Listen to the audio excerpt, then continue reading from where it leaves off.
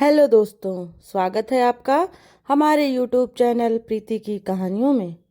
दोस्तों, छोटे से पहाड़ी गांव बिजोरी में 17 साल की आरती अपने पिता शिवनाथ के साथ रहती थी। मां की मौत आरती के जन्म के एक हफ्ते बाद ही हो गई थी। शिवनाथ ने उसे न सिर्फ पाला बल्कि दुनिया की हर तकलीफ से दूर रखा। शिवनाथ गांव की एकमात्र छोटी सी दुकान चलाते थे।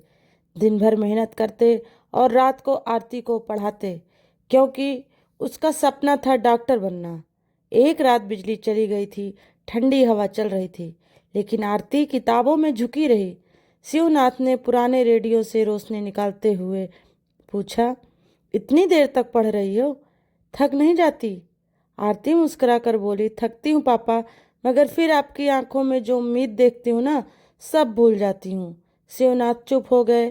कुछ पल बाद धीरे से बोले, कभी ऐसा हो कि मैं ना रहूं तो अपना सपना मत छोड़ना। आरती हंस दी। पापा, आप तो मेरी किताबों से भी ज़्यादा पुराने हो चुके हैं, लेकिन आप हमेशा रहोगे। कुछ महीनों बाद आरती ने देखा कि पिता रोज थकने लगे हैं। खाने में रुचि नहीं, शरीर कमजोर, खांसी लगातार आ रही है। गांव के अस्पताल में टेस्ट हुआ तो पता चला कैंसर अंतिम स्टेज पर है। शिवनाथ ने ये बात आरती से छुपा ली, लेकिन दवा लेना छोड़ दिया। वो चुपचाप अपनी जमा पूंजी स्कूल की फीस में लगा रहे थे।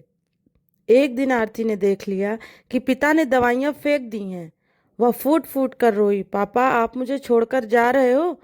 शिवनाथ ने उसके सिर पर अपने सीने से लगाते हुए कहा, मैं नहीं जा रहा बेटी, मैं बस तेरे सपने का हिस्सा बन रहा हूँ।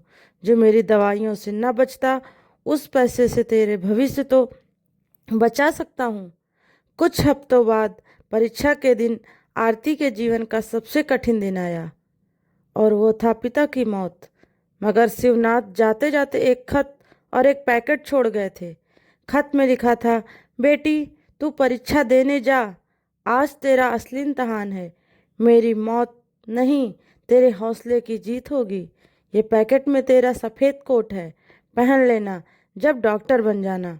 और हाँ, आज भी तुझे लोरी सुनाकर ही सुलाऊंगा, बस आवाज़ नहीं आएगी। 5 साल बाद आरती वही सफ़ेद कोट पहने उस गांव की अस्पताल में डॉक्टर है। हर मरीज को देखती है और एक तस्वीर की ओर देखती है, शिवनाथ की मुस्कुराती फोटो जिस पर लिखा है, आखिरी गिफ्ट, एक बेटी का पहला कदम। तो दोस्तों, आपको हमारी ये कहानी कैसी लगी, प्लीज़ कमेंट करके ज़रूर बताइएगा।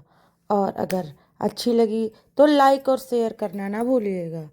फिर मिलते हैं आपसे एक नई कहानी के साथ। तब तक के लिए दोस्तों, नमस्कार।